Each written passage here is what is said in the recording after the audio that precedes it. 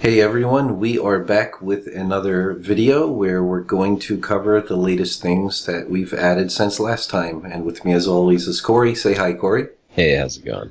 Alright, so starting with the first thing, if you recall from a previous video, the plan was to make it so that if you stun the basic bird enemies in level 1, while their scimitar that they threw is on its way back, if you hit them, they're stunned and then they can't catch the boomerang blade, so it would actually stick in them and hurt them.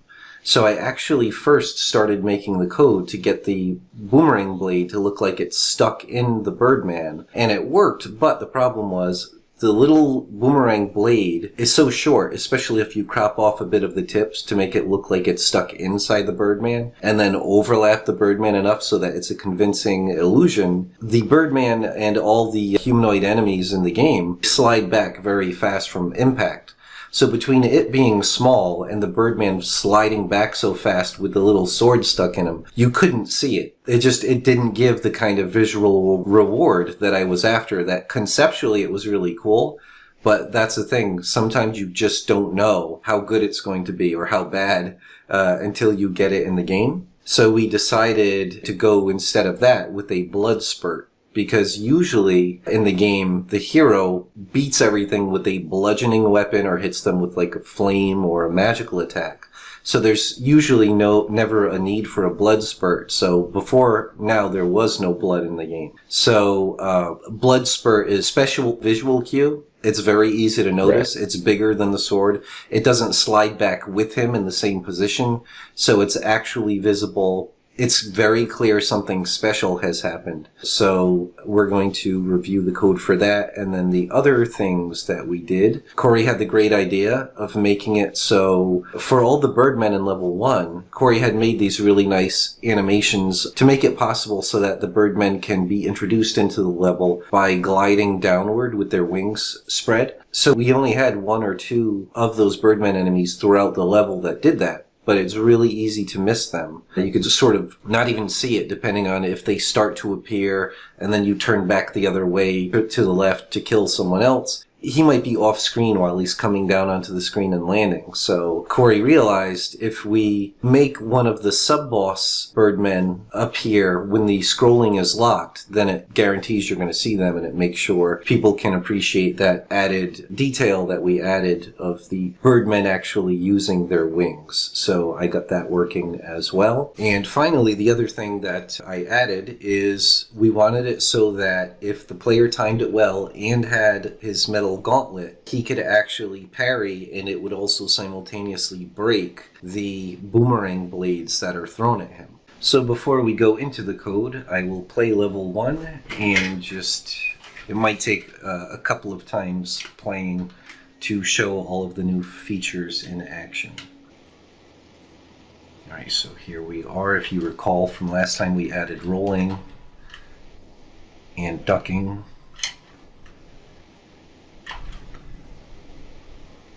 I've got to earn the gauntlet so that I can parry. That's one of the things we're going to look at. There we go. And then we should have a Birdman that throws something very soon. There we are, the sub-bosses up. You saw him land there, so that's the one that lands. Yeah, nice. So let's get this guy to turn around. There you go, I just parried it. But I think because of the flame power, and then they try to claw. Oh, I blocked both of the boomerangs, apparently. Unless there was a bug. Let me, but you can see their claw works once they lose the boomerang, but I'm a little worried maybe there's a bug if you destroy one boomerang, they both think they lost it. I don't think that's the case. I think I just got lucky and took out both boomerangs with one, because they were kind of inside each other, the two Birdmen. So let's try that one more time.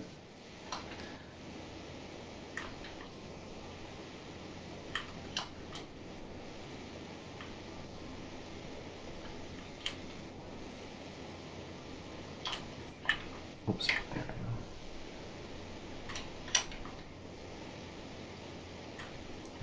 go. There we are. Ouchie. Yep, that one worked. Okay. And one of the things that let's kill this guy so it's easier to see. There we go. Okay, I see a little bug that I can take care of. It's all working, but what I need to do, which I'll do probably after the video, is I did not yet make a check in the events of whether or not the player is on the left or the right of the boomerang when he parries it. Right. And I need to mirror the parried, broken boomerang that disappears as it goes flying away in 2 pieces. I need to mirror it depending on which side the player hits it from, so that it looks like it's going away from the direction of the player. Yeah. So we'll add that at some point. So there's the other enemy that does come in and land on his feet. So now we've got quite a bit of that. And then, yeah, we need to show the blood spurt. So I need to, in fact, I'm going to restart again. And this time I'll intentionally not get firepower, because that'll make it easier to see what's going on. And I won't kill the enemy so quickly with 1 hit. Alright. Because he has to still be alive after I stun him, so his own sword can hit him. Oops, I got the power like a doofus. Accidental there.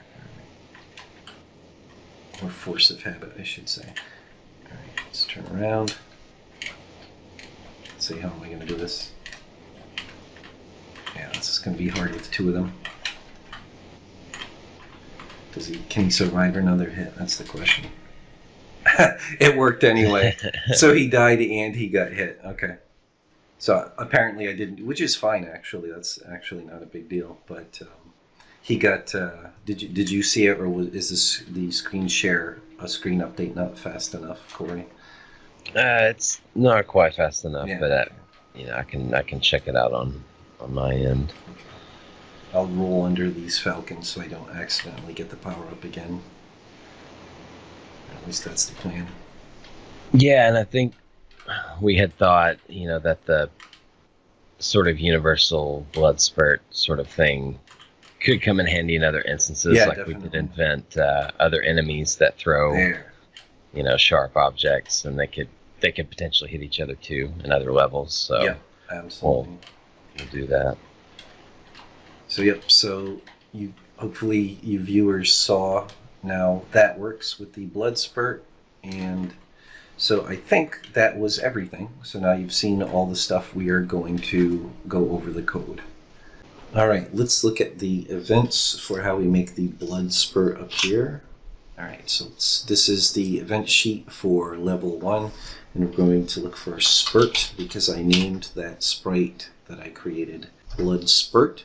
So if you look here, it starts at 145, but the event above 145 is an altered version of the original action for the boomerang making contact with the Birdman. So you can see what we're doing is if the boomerang is overlapping the body collision box of the Birdman and the boomerang's special variable that we created called which Birdman is equal to the unique ID of that particular Birdman that the boomerang is now overlapped. So if you recall, we had made that variable so that when the Birdman throws it and it generates that sprite, immediately we set a variable in that sprite to match the unique ID of that particular Birdman. That way we don't make the wrong Birdman catch the wrong boomerang. And then we had to add a couple of additional, I forget which ones, but we just need to make sure that he no longer catches his boomerang if he's playing any of the hit animations. And then I just created a clone of all this and got rid of this stuff for catching and setting has boomerang to 1. Or actually, yeah, set has boomerang to 1 is completely useless there, so I'll delete that. But you can see it's doing the same thing. Is the boomerang overlapping that particular Birdman, and it's matching. So it's his boomerang, but now we're checking if he's playing a specific hit animation. And if that's the case, then we need to do different things. So one thing we're doing is subtracting 4 from hit points. So I really rewarded the player if they're able to pull off this maneuver and stun the Birdman so he gets hit by his own thing, then it's pretty much going to kill the Birdman. So then we've got set max velocity to 4. This is all the standard stuff. to make a Birdman slide backwards, and somewhere he should be changing his animation. Oh, interesting. I guess it's because he's already playing one of the animations, if this is true. Oh, yeah. So it's already got it built in. Yeah, sort of. So, yeah, exactly. So, and then we're further increasing his sliding and stuff. So that's why I didn't notice. It was sort of an oversight for me to not do it, but I didn't notice because he's already playing the hit animation. But I should update that to make sure it sort of restarts that hit animation. I'll do that later. But anyway, so otherwise we're removing hit points. We're doing the same things we do whenever a Birdman gets hit. We're increasing the score of the player, calling the update score. And then again, this is just setting bullet speed. Oh, interesting. That turns off something else. I can't even remember what it's for. Maybe it's for gliding down. These checks are left over from code when, just in general, the Birdman gets hit. So these are being skipped. Sorry for the sloppiness, everyone, but this is how it works sometimes. You make it work, and then after the fact, when you review it, you realize you have some redundant code in there that you can optimize and get rid of. Oh, okay, that's why we didn't have the animation, setting the animation up there. There's these further sub-events that are now going, okay, now we've reduced the hit points. What are the hit points? Does he or does he not have the boomerang? And then set the animation accordingly. But the fact is, he's never going to have the boomerang in this case. Right. So we could just do this and this. So now he's definitely... Yep. I was going to say, that is a sub-event of that code, right? Yeah, it is. It is. Something he needed from default behavior? Okay. Yeah, it is. You could see here the way it's indented. Let's see if we minimize this. Yep. So that's 151 and 152. When we minimize this, you see how that's all gone? Mm-hmm. That's the way to double check if we don't trust our vision with these little thin lines here and the indenting. But yeah, so that's a great question, though. That's a very big risk in Construct. You have to be really mindful of the way each thing is sort of indented in as a sub-event of something. All right, so now you're going to search for broken, because the sprites I created for when the player successfully parries the boomerangs is called broken boomerang. And so we're looking at 510 and 512. So let's see. Let's expand this again. Go to 510. Okay. So if the boomerang is overlapping the hero's attack collision box, which is in his spriter animation, then what we need to do is, currently I'm just playing the broken shield sound because it's a nice metal clang sound, so it kind of makes sense for parrying and breaking a metal sword. And then we have the boomerang itself spawn the broken boomerang, the equivalent broken boomerang sprite on the same layer, and then we destroy that boomerang. But then this is really important. We create a sub-event that does a for each loop for each alternate Birdman. Because what we need to do is we need to find out what Birdman is this particular boomerang associated with, so that we can change a variable that I added to the Birdman so that it now knows, oh crap, I've lost my sword. That's how the AI knows when to switch to fighting with his claws and playing those different animations. So you'll see we go for each Birdman alt because it's the Birdman alt that throws this particular kind of boomerang. And then we check with this boomerang and it still knows that we're still talking about this original boomerang that did the overlap. So does that particular boomerang's variable, which Birdman, equal the specific unique ID number of that Birdman? So it checks every Birdman for this. So it'll find which Birdman that boomerang belonged to. Right. And then we do Birdman alt set disarm to 1. That's the new variable I created called disarmed, which starts at 0. And then if you parry and destroy his weapon, it switches to 1. And then I think I had mentioned this before, I had in their spriter projects, I had separated the boomerangs from the rest of the art so that they could be removed with the character map. So you can see now there's a character map called No Sword, and if I go to the idle and walking, so if I remove that, there it is. So he can be walking with it or without it, and we don't have to add whole new animations, we just apply that character map. Right.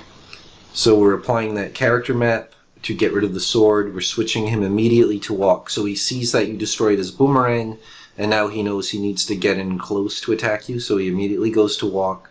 He now knows he's disarmed. And we set bullet 2 to enabled, which, yeah, apparently bullet behavior 2 is for walking. And then set Birdman alt custom speed. So this just sets him to his own custom walking speed. So remember the Birdman spawner sprites that we use in the level editors to decide when each Birdman shows up in the level? Mm-hmm. So each one of those placeholder sprites, when it creates the Birdman, it feeds in a custom walking speed that you can set in the level editor, or the layout editor. I'll just quickly show it here so we could scroll until we find one of those. So this right here, and then you'll see it has a variable called speed, and that's going to set the default walking speed of that particular Birdman, so we can have some walking in faster or slower than others. So let's go back to level 1 events. It just sets his walking speed back to his own custom walking speed. And then of course if we wanted to, we could even change that so that once they're disarmed, maybe they walk more aggressively or less aggressively toward you. Like we could make them walk slower or faster if we wanted to, just by changing this. And then that's it for that, but we now know that we have a variable called disarmed that affects the behavior. So now we're going to search for that. So now you can see everywhere that there used to be AI for the Birdman to make him do specific things, assuming he had his boomerang. Now we have to add this variable disarmed to check. So if disarmed is 0, he should do that. But once he's disarmed, so you could see, so I just added that to all of the old AI that assumed he definitely, at least it wasn't broken. He could either throw it, or if it's already thrown, he could catch it and all that kind of stuff. So all that stuff we're now basically making sure none of that happens if disarmed is 1.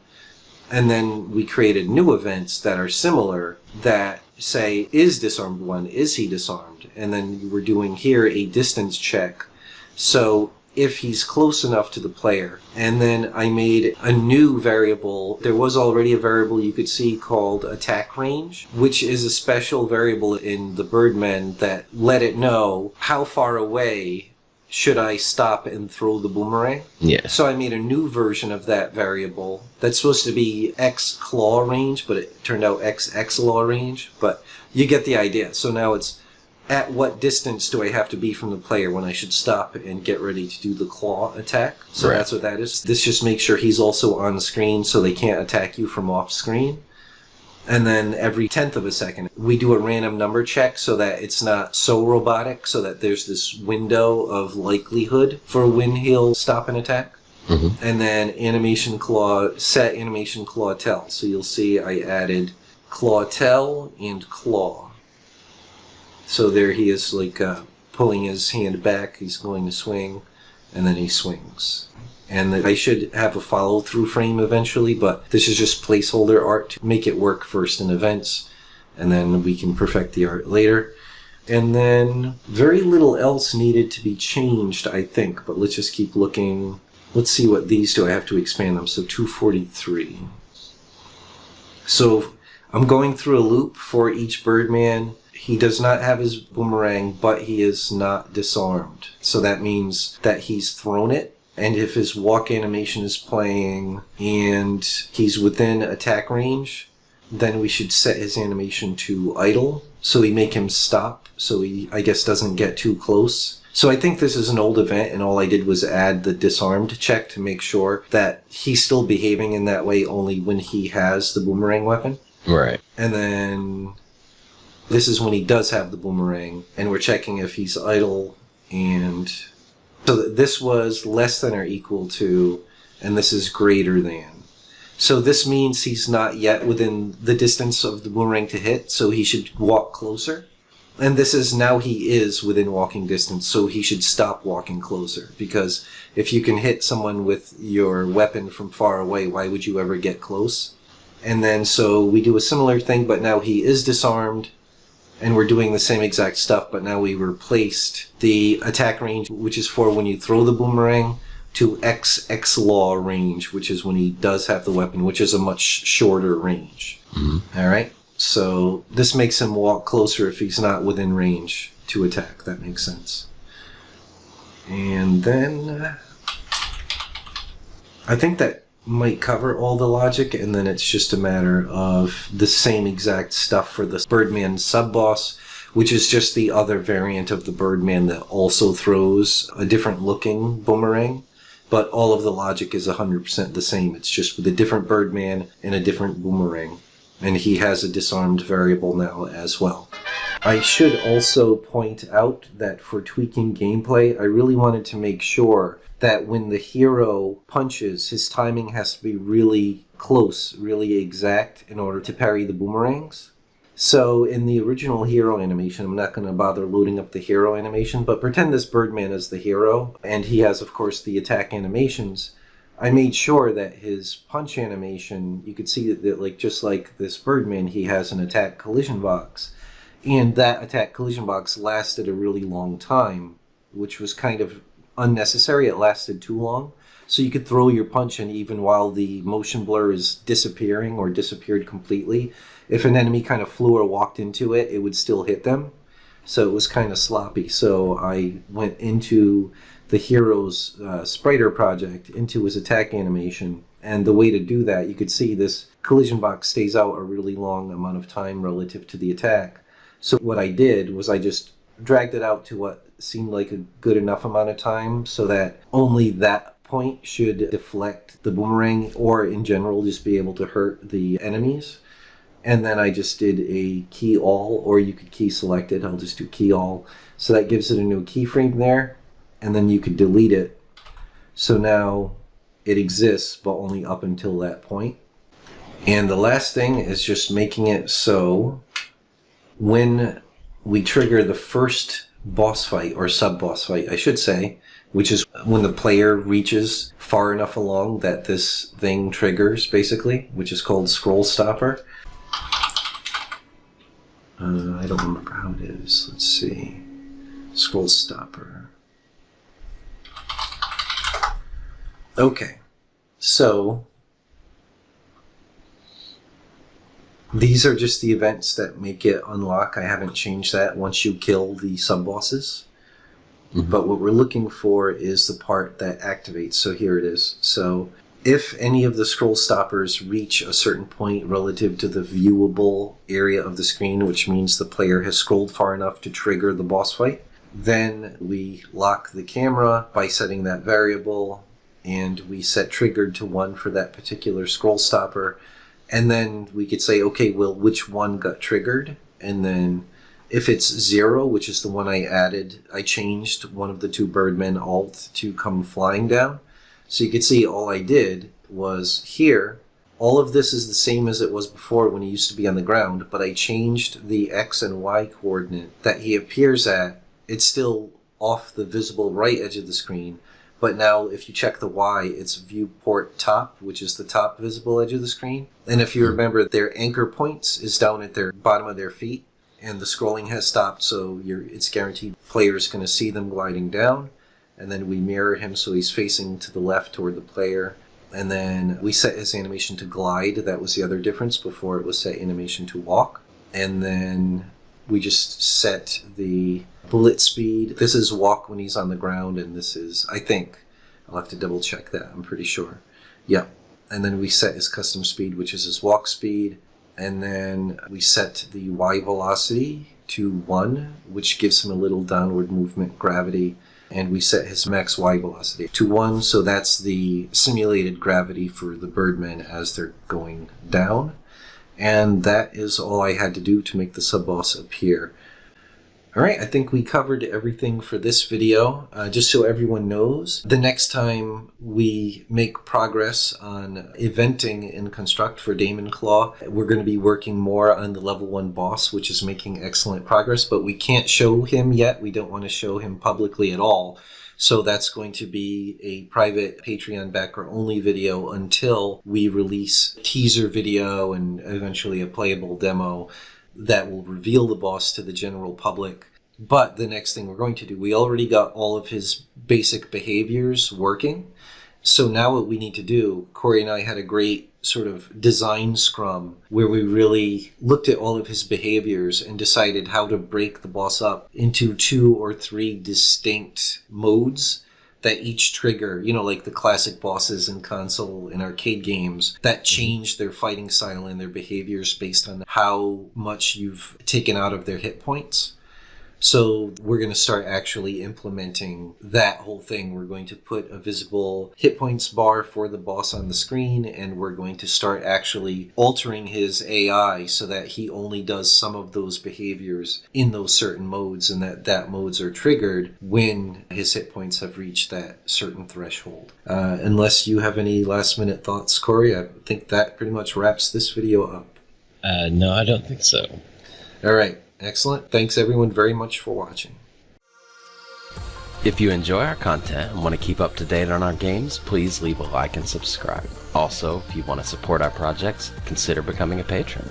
The link's in the description, and we'll see you soon.